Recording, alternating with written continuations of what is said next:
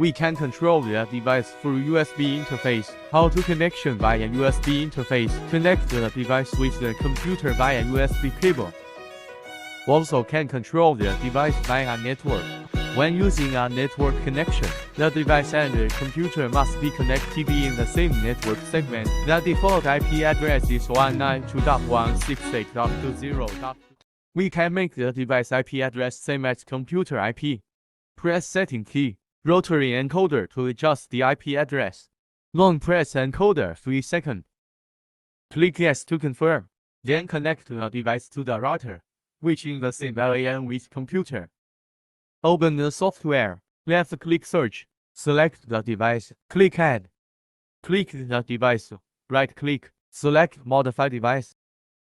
Rename the device depend on your need. Select the correct model. Input the username and password. Click Login. Connection succeeded.